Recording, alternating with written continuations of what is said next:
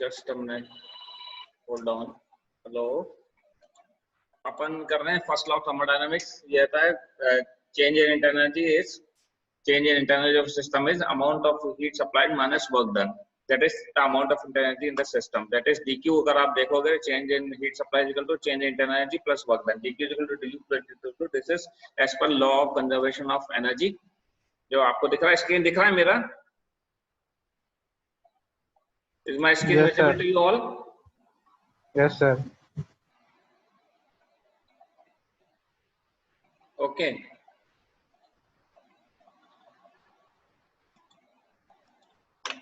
so this is first law of thermodynamics, change in energy of a closed system will be equal to the energy added to the system minus the work done by the system। and then next is in order for an isothermal process। अगर आप देखो isothermal, जैसे कि मैंने आपको बताया है, जहाँ पे temperature remain constant, where temperature remain constant, तो वो उस केस के अंदर क्या होता है, assume that the system remains in equilibrium throughout the process। तो ये आपका प्रोसेस है, ये आइसोथर्मल प्रोसेस है। High temperature means temperature remaining constant. तो उस केस में आप देखोगे assume that the system remains in equilibrium throughout the process। Okay, equilibrium में रहता है प्रोसेस आपका। अगर ये पिस्टन मूव हो रहा है और उसका टेम्परेचर कांस्टेंट है, जैसा कि आप फिगर में देख रहे हैं, तो उस केस में ऐसे ही रहता है। Then this is adiabatic process. Adiabatic process का कर्व देखो आप पीवी डायग्राम के अंदर, ए और सी वाला जो कर्व आ रहा है, दैट इज पीवी डायग्राम में आ रहा है ए और सी। और ए बी जो होता है आइसोथर्मल प्रोसेस होता है। ये आइसोथर्मल है, ये एडियाबैटिक कर्व है आपका। Is one where there is no heat flow into और आउट ऑफ द सिस्टम, जहाँ पे हीट फ्लो नहीं होता है।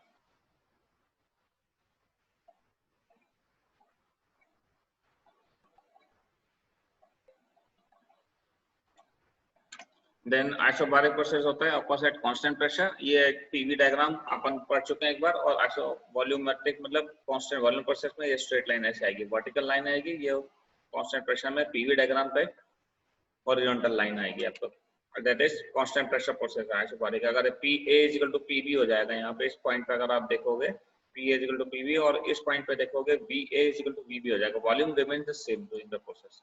Now if the process is constant, the work done is the pressure multiplied by the change in volume। Work done का formula होता है, अपन कर चुके हैं। जहाँ पे अगर वॉल्यूम कांस्टेंट हो गई तो वर्क डन जीरो हो जाएगा। वॉल्यूम चेंज ही नहीं हो रही है आपकी, कम ना हो रही है ना ज्यादा हो रही है, तो आपका जीरो हो जाएगा work done. Now the process where the pressure varies, the work done in the area under PV curve is. ये पीवी डायग्राम के अंदर जो वर्क डन होता है, जो एरिया होता है, उसको वर्क डन से डिनोट करते हैं। पर ये होता है, ये अपन लोगों को पता है, इतना मालूम है। अब ये इसके अंदर आप सिंपल थर्मोडायनामिक प्रोसेस हैं जो कि फर्स्ट लॉ के अंदर आते हैं। उसके अंदर आइसोथर्मल प्रोसेस में, जैसा मैंने बताया आपको डेफिनेशन में, temperature remain constant means change in energy zero हो गई, means heat is directly proportional to work done. Isothermal के अंदर हो जाएगा। आइसोबारिक में ये सब आइडियल प्रोसेस है, आइडियल कंडीशन के अंदर ऐसा होता नहीं। dq du + dw अगर अपन इंप्लीमेंट कर रहे हैं तो उस कंडीशन में ऐसा होता है, ठीक है। देन आइसोबारिक में अगर आपका pressure remains constant, if pressure is constant, अगर आप देखो du + dw, वर्क डन जो होगा p del v होगा, तो प्रेशर रिमेन कांस्टेंट है। इसका ये पूरा पूरा आइसोबारिक प्रोसेस के अंदर ये फॉर्मूला लग जाएगा। ये फॉर्मूले आपको याद करना है, आप लोग स्क्रीनशॉट ले लीजिए इसका please, everyone take a screenshot. इस ये पूरा फॉर्मूले में सब कुछ क्लियर है कि क्या चीज कांस्टेंट है। आइसोथर्मल में टेम्परेचर है, आइसोबारिक में प्रेशर है, आइसोवॉल्यूमेट्रिक में वॉल्यूम है, एडियाबैटिक में हीट ट्रांसफर जो है सिस्टम से बाहर नहीं हो रही, dq को जीरो होता है। तो चेंज इन जो फॉर्मूला है ये फर्स्ट लॉ के हिसाब से ये हो जाएगा, change in internal minus work done, dv equal zero makes work done equal zero, so q is equal to delta U change in internal. So this is the conditions in case of first law of thermodynamics, ठीक है। Late के नहीं पढ़िए आप, आपका पूरा recording हो रहा है, ये दिखता है आपका। प्लीज आप लोग अगर वीडियो ऑन कर रहे हैं तो लेट के मत, बैठ के पढ़िए आप लोग। शाहिम खान। Yes sir. बैठ के पढ़िए, नहीं तो वीडियो ऑन मत करिए आप। सब रिकॉर्ड होता है, एचओडी सर देखते हैं कि लेट के बच्चा पढ़ रहा है, बदतमीजी होती है फिर ये। सर हम लोग का तो सर एग्जाम है सर। कब है? 11:30 से सर। तो इसका मतलब आप और लेट के पढ़ाई करोगे? नहीं सर, बोले फिर तो क्लास हम लोग मतलब हाँ तो क्लास तो चलनी है ना, पोस्ट सिलेबस तो खत्म होना है।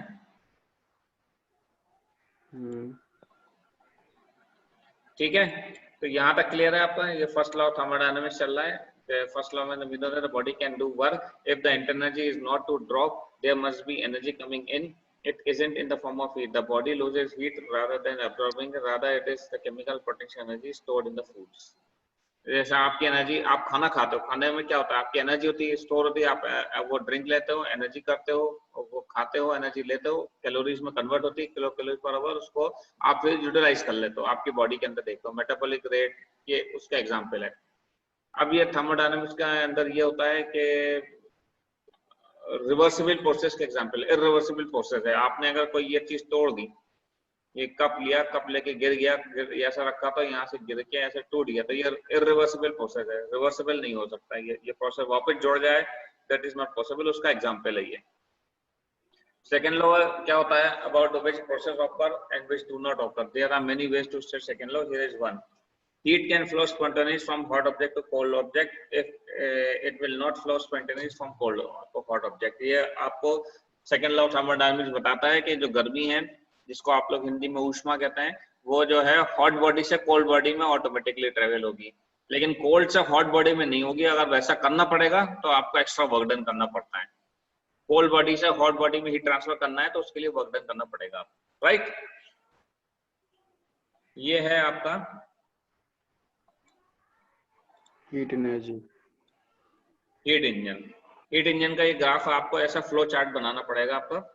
क्या हो रहा है कि आप हीट इंजन में, या इंजन है ये, इसको हीट सप्लाई कर रहे हो आप, ये इंजन है आपका, इसको हीट सप्लाई कर रहे हो और आपका लो टेम्परेचर पे जब आया उसके अंदर हीट डिलीवर कर रहे हो, ठीक है? और इंजन क्या कर रहा है? आपको वर्क डन करके दे रहा है। तो ये ऐसा इसका फ्लो चार्ट आप लोगों को बनाना पड़ेगा, एग्जाम के अंदर लिख के आना पड़ेगा, और ये इसको दिमाग में बिठा लो इसको। Mechanical energy can be obtain from thermal energy only when the heat can flow from high temperature to lower temperature. High temperature से लोअर टेम्परेचर पे हीट ट्रांसफर हो रही है, बीच में इंजन लगा हुआ, वो वर्क डन कर रहा है आपका। तो दिस इज हीट इंजन। ये वेरी इंपॉर्टेंट है। इस ग्राफ को आप पूरा एक स्क्रीनशॉट ले लीजिए। Everyone please take a screenshot of the same, right? எடுக்க முடியாதுடா आपने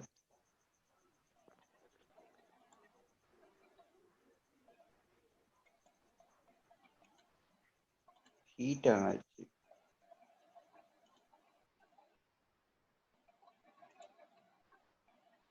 Then we have heat engine में क्या होता है? That run in repeating cycles, the change in internal energy over a cycle is zero as the system returns in initial state। आपका क्या होता है? चेंज इन इंटरनली को अपन जीरो इसलिए कह देते हैं क्योंकि सिस्टम जो है वापस अपने इनिशियल स्टेट में आता है, लेकिन ऐसा होता नहीं है फ्लूइड के केस में। Transfer an amount from heat to engine with a part of it is transferred into the work in the rest heat is exhausted to the lower temperature turbine। Note that all three of these quantities are positives। अब ये heat engine का आपको मैंने flow chart से ऐसे diagram बनाया कि कैसे हीट जो है वर्क में कन्वर्ट हो रहा है और वर्क डन हो रहा है इसके अंदर। Okay, how heat is been converted into work done. ये स्टीम इंजन है।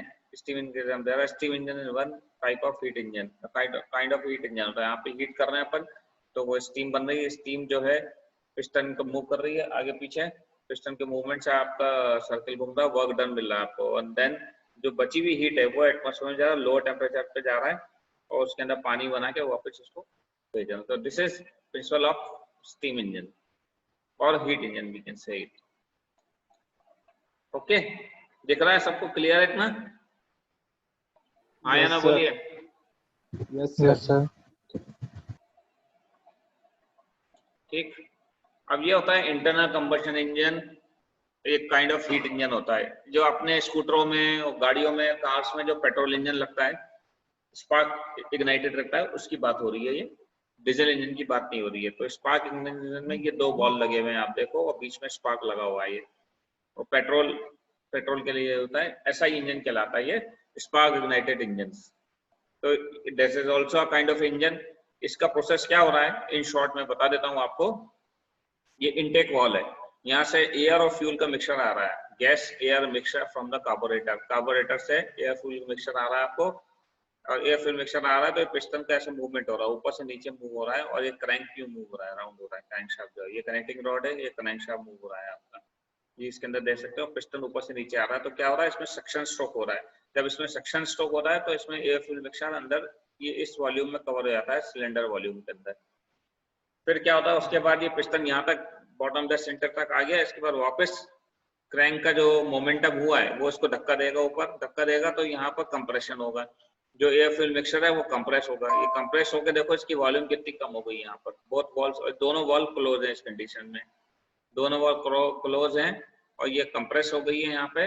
और जैसे ये फुली कंप्रेस होती है उसी टाइम पे स्पार्किंग होता है यहाँ पे, ठीक है, तो वो एक्सप्लोड हो जाता है। जो एयर फ्यूल मिक्सचर है वो एक्सप्लोड होता है, एक्सप्लोड होता है तो ये पिस्टन के ऊपर प्रेशर लगता है, दोनों वॉल्व क्लोज रहेंगे, इसमें प्रेशर लगता है और ये पिस्टन जो है नीचे आ जाता है फोर्स से। तो एक्सपेंशन स्ट्रोक हो रहा है, इनटेक स्ट्रोक हो रहा है इसमें, दिस इज कंप्रेशन, पिस्टन इसको कंप्रेस कर रहा है, देन इसमें इग्निशन हुआ, इस टाइम पे इग्निशन स्ट्रोक हुआ, देन एक्सपेंशन हुआ। ये पावर स्ट्रोक कहलाता है एक्सपेंशन, क्योंकि इसमें पावर मिल रहा है अपन को, पिस्टन के ऊपर प्रेशर लगा, गैसेज एक्सपेंड हो रही है, पिस्टन पे फोर्स लगा, and then this is exhaust stroke, ये वॉल्व खोल दिया, बर्न गैसेज जो है बाहर निकल गई। तो ये एक एग्जांपल है working principle of IC engine, internal combustion engine, spark ignited engine, उसकी बात हो रही है, पेट्रोल इंजन का केस है। इतना क्लियर है आप लोगों को? इसका डायग्राम, इसका स्क्रीनशॉट ले लीजिए आप लोग एवरीवन, ये डायग्राम बनाना पड़ेगा हीट इंजन के केस में। स्क्रीनशॉट ले लीजिए everyone, okay? Okay, sir. Now they have, why does a heat engine need a temperature difference? Otherwise the work done on the system is one part of the system is equal to work done on the system, and another part the net work done will be zero. Difference of temperature होता है तभी heat engine work करेगा, because high temperature low temperature में heat flow होती है, otherwise work done will be zero हो जाएगा, heat engine work नहीं कर पाएगा, ठीक है? अब ये इसका formula, efficiency of heat engine is the ratio of work done in the heat, work done upon heat supply. आपने जितनी हीट दी है, आप पेट्रोल डालते हो गाड़ियों में, उससे अपन एफिशिएंसी निकालते हैं और वर्क कितना कर रहा है इंजन और कितना वेस्टेज हो रहा है वो निकालते हैं। तो total work done by the engine divided by heat supply, this is efficiency. ये आप देख लीजिए, ये फॉर्मूला लिख लीजिए, ये न्यूमेरिकल सॉल्व करने में आएगा, आपको न्यूमेरिकल्स इसके सॉल्व करना पड़ेंगे आपको। Then conservation of energy to eliminate work, we can do this.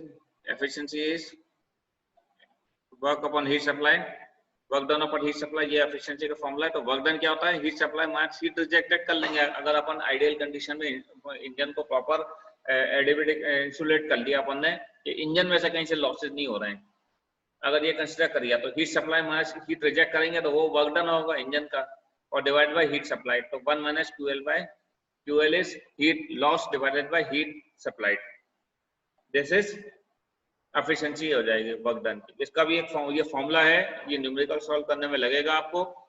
You have to take a screenshot of this one also, please everyone take a screenshot.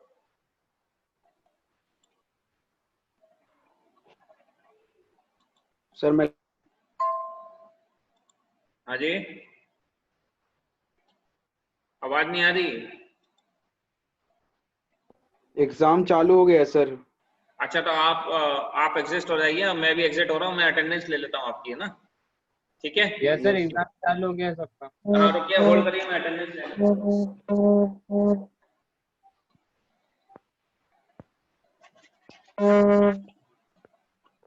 कौन कौन सा है रोल नंबर?